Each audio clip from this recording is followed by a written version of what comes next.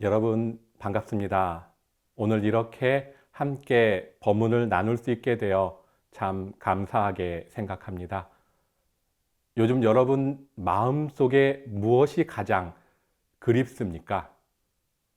요즘 문득 떠오르는 사람, 혹은 다시 돌아가고 싶은 어떤 시간, 혹은 아니면 이루지 못한 어떤 마음, 그런 게 하나쯤은 있으실 것 같습니다. 저는 오늘 이 그리움이라는 주제로 여러분과 함께 이야기를 나누고 싶습니다. 대종사께서는 불교가 장차 세계적 주교가 될 것이다, 이렇게 전망하셨습니다. 그래서 원불교는 부처님의 가르침인 불법을 그 연원에 두고 있으며 부처님을 연원물로 모시고 있습니다. 우리가 쓰는 불보살, 법신불, 불성, 신불, 이런 단어들은 불교의 말씀을 그대로 수용하고 있습니다. 또한 원불교는 유교와 도교, 그리고 다양한 전통을 수용하고 있습니다.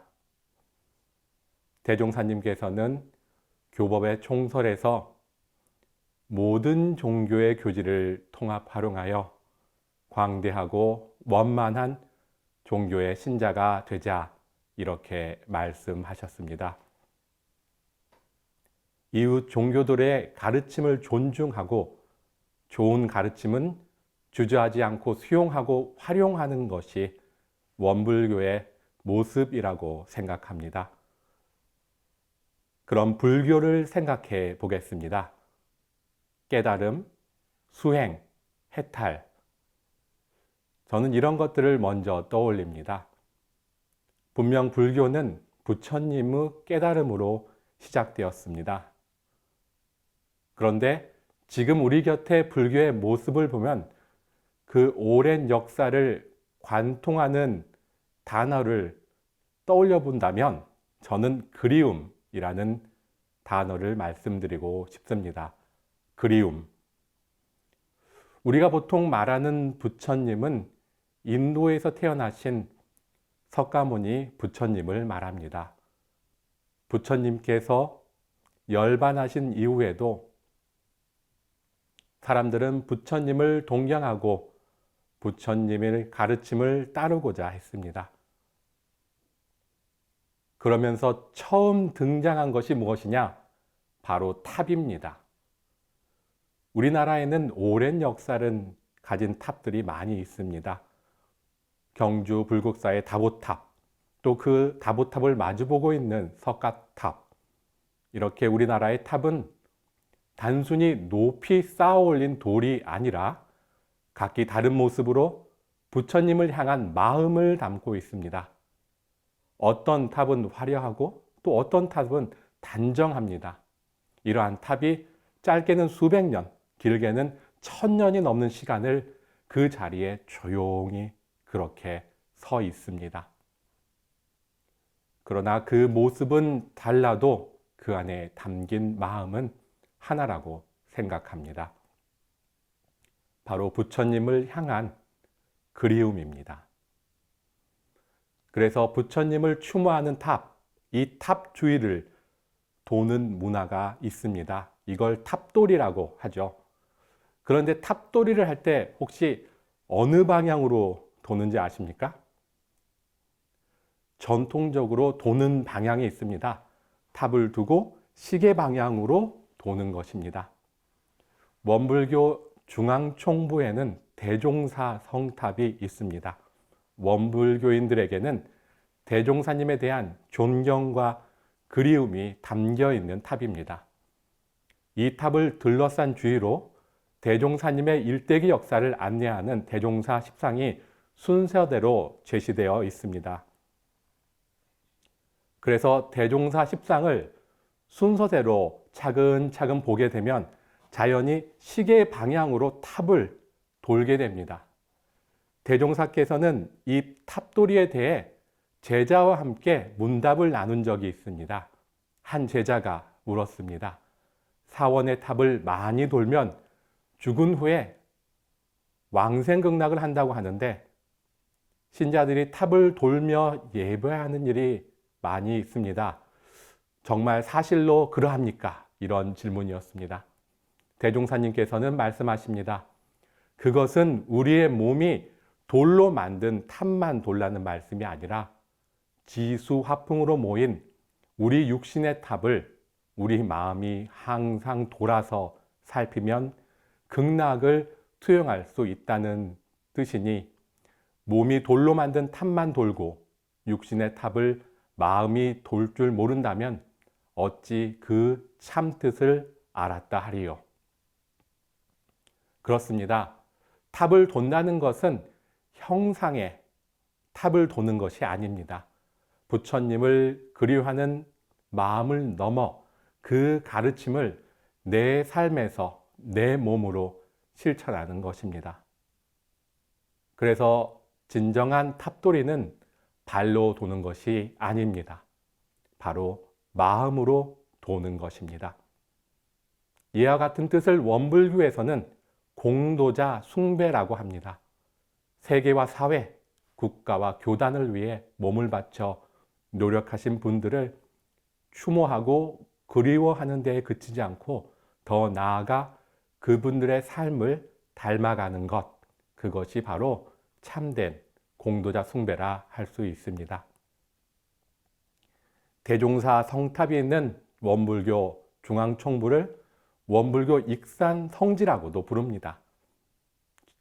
전북 익산에 위치하고 있는 이 익산이라는 도시를 한번 생각해 보면 좋을 것 같습니다.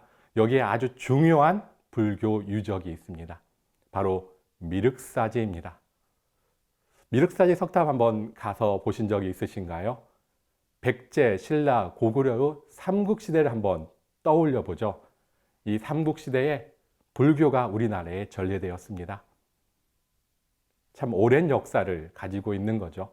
그리고 당시 백제의 무왕은 이곳 익산에 미륵사라는 절을 세웠습니다.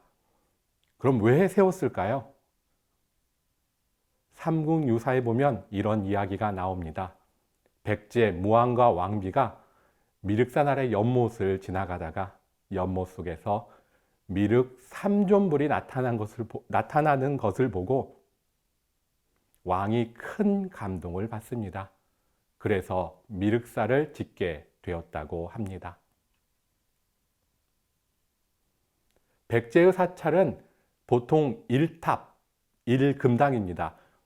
탑이 하나, 부처님을 모신 금당이 하나, 이렇게 해서 세트를 이루어 절 하나가 되는 겁니다.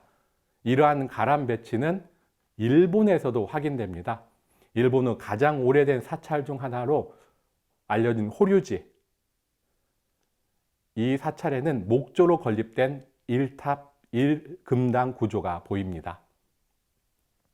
아마도 백제의 1탑 1금당 구조가 일본으로도 전해진 것으로 여기고 있습니다. 그런데 미륵사지는 이러한 일반적인 형식과 같으면서 또 다른 점이 있습니다. 미륵사지는 탑이 3개입니다. 금당도 3개입니다. 3탑, 3금당 구조를 가지고 있습니다. 이는 3개의 사찰이 나란히 배치된 것과 같은 형태입니다. 그러니 그 규모가 얼마나 큰지 짐작을 하기가 좀 더 수월해지는 것 같습니다. 특히 미륵사지 석탑은 현존하는 우리나라 석탑 가운데 가장 오래되고 큰 규모를 자랑합니다. 돌로 만들어졌지만 목탑의 구조와 기법이 반영되어 있습니다. 그리고 복원 연구에 따르면 아마도 9층 탑으로 그리고 높이가 26m 정도에 이를 것이라고 추정합니다. 거대한 석탑만 보아도 미륵사지가 얼마나 큰 탑이었는지, 그리고 미륵사라는 절이 얼마나 큰 절이었는지를 짐작해 볼 수 있습니다. 이러한 불교 사찰에 가면 우리는 언제나 부처님 불상을 볼 수 있습니다. 그런데 처음에는 사실 불상이 없었습니다. 부처님께서 돌아가신 후 약 500년 동안은 부처님의 모습을 형상으로 만들지 않았습니다. 이 시기를 무불상 시대라고 부릅니다. 그런데 어느 순간부터 불상이 하나 둘 등장합니다. 왜일까요? 간단합니다. 너무 보고 싶었기 때문입니다. 조금 더 가까이에서 눈으로 부처님을 뵙고 싶은 마음, 그 마음이 쌓여 부처님의 모습을 만들기 시작했습니다. 그런데 여기서 한 가지 흥미로운 사실이 있습니다. 부처님의 실제 얼굴을 정확히 본 사람이 없었기 때문에 각 나라 사람들의 얼굴을 닮은 불상이 만들어졌습니다. 그래서 한국 불상은 한국 사람처럼 생기고 태국 불상은 태국 사람처럼 생깁니다. 여러분, 이것이 무엇입니까? 그리움이 만들어낸 문화입니다. 보이지 않는 부처님을 눈으로라도 만나고 싶은 마음, 그 심정이 쌓여 문화가 되고 불상이라는 형상이 된 것입니다. 불상은 굉장히 중요한 역할을 했습니다. 하지만 시간이 지나면서 문제가 생깁니다. 불상이라는 형상을 통해 본질을 만나야 하는데 형상 자체에 머무르는 경우가 생기게 된 것입니다. 그래서 등장한 것이 무엇일까요? 바로 원불교의 혁신입니다. 원불교에서는 불상을 반대하지 않습니다. 본질을 보는 것이 중요합니다. 그래서 1935년에 대종사께서는 조선불교 혁신론을 쓰셨습니다. 그 안에는 이렇게 전망을 하고 있는데요. 당시의 불교가 기복적이고 미신적인 등상불 숭배에 치우쳐 있어서 진정한 부처님의 가르침과 만나지 못하고 있다. 그래서 이 점을 바꾸었으면 한다. 그렇게 해서 제시한 것이 바로 등상불 신앙을 불성 일원상 신앙으로 돌리는 것이었습니다. 대종사께서는 이 문제를 정확히 보셨습니다. 그래서 제시하신 것이 바로 우리가 지금 만나고 있는 법신불 일원상입니다. 형상이 아니라 본질을 바로 드러내는 상징입니다. 둥글고 비어있고 바르며 또한 일원상의 수행과 일원상 법어에서는 원망구족하고 지공무사하다 이렇게 말씀하셨습니다. 이것이 바로 우리의 본래 마음입니다. 대종사께서는 1916년에 대각을 이루셨습니다. 그런데 대각을 이루자마자 곧바로 일원상을 제시하지는 않으셨습니다. 일원상을 상징하거나 언급하는 다양한 표현과 설명은 하셨지만 지금과 같이 공식적으로 일원상을 대각전에 모시고 일원상이라고 분명하게 언급하지는 않으셨습니다. 그렇다면 공식적으로 일원상을 봉헌하고 일원상이라고 부른 것이 언제일까요? 1935년입니다. 대종사께서 깨달음을 얻기까지 수행하신 기간이 약 20년이라고 합니다. 그런데 한번 잘 생각해 보죠. 깨달음을 얻은 이후에 그 깨달음을 가장 간단하면서도 명확하게 제시하기 위해 고민하신 시간이 또한 약 20년이었습니다. 그러한 성찰과 준비 끝에 1935년 일원상을 공식적으로 봉헌하게 됩니다. 그리고 그로부터 3년 후인 원기 23년, 1938년이죠. 이때 원불교에서 매일 독경하는 일원상 서원문이 나오게 됩니다. 그래서 대종사께 일원상은 당신의 깨달음만큼이나 깊은 성찰과 자비의 결실입니다. 깨달음 이전 20년의 수행이 있었고 깨달음 이후 역시 20년의 자비의 시간이 모여서 이루어진 것이 일원상입니다. 그렇다면 이렇게 깊은 뜻을 지닌 일원상을 우리는 어떻게 대하고 살아가면 좋을까요? 대종사께서는 이렇게 말씀하십니다. 일원상을 늘 가지고 다니라. 이게 무슨 뜻일까요? 예전에 어느 스승님께서 이런 말씀을 하셨습니다. 내가 좋은 분들을 만나면 염주를 하나씩 선물하는데 염주를 선물하면 그것을 꼭 그분이 하신 말씀이 빼다지 서랍에 넣어 보관만 한다 이렇게 말씀하셨습니다. 염주를 준 뜻은 그것을 돌리면서 마음을 안정시키고 본성을 회복하는 공부가 되게 하는 것인데 그렇게 하지 못한다는 것입니다. 우리 본래 마음은 빼다지 서랍에 넣어두고 거칠고 안 좋은 습관에 길들여진 마음을 들고 살아가고 있다는 것입니다. 저도 얼마 전 좋은 기회를 만났습니다. 왕산 종법사님께서 저에게 염주를 선물로 주셨습니다. 그런데 어쩌면 저도 이 염주를 가지고 본성을 회복하는 마음 공부를 하지 않고 책상 서랍에 넣어두고 있는 건 아닌가 반성을 하게 됩니다. 일원상을 모본하라 이런 법문을 대종사님께서 하셨는데요. 그곳에 이런 문장이 있습니다. 그러면 오늘부터라도 집에 가거든 그 일원상을 조그만하게 하나씩 만들어서 몸에다 지닌다든지 벽에다 붙이든지 하고 행주자와 어묵 동정 간에 오직 일원의 그 텅 빈 자리만을 생각하여 사심과 잡념을 떼어버려라. 그런다면 곧 일원상을 채받는 것이 될 것이니라. 그렇습니다. 일원상을 늘 가지고 다니라. 이는 마음에 담고 살라는 뜻입니다. 앉아있을 때, 걸어갈 때, 말할 때 늘 그 공하고 둥근 마음을 잊지 말라는 것입니다. 대종사께서는 이렇게도 말씀하셨습니다. 일원상을 대할 때마다 마치 부모의 사진과 같이 숭배될 것이니 부모님 사진을 보면 사진을 보는 것이 아닙니다. 그 안에 담긴 부모님의 삶과 부모님과의 사랑 그리고 그 기억들이 만나게 됩니다. 그게 바로 그리움입니다. 여러분, 그리움이라는 말의 뜻이 혹시 무엇인지 아시나요? 그림이라는 말의 뜻을 먼저 알면 그리움을 이해하기가 쉽습니다. 우리가 그림을 그린다고 하면 화선지나 도화지, 캔버스에 연필이나 붓으로 이렇게 해서 그리면 그걸 그림을 그린다 이렇게 말하는데요. 그 그림을 마음으로 그릴 때 그걸 그리움이라고 합니다.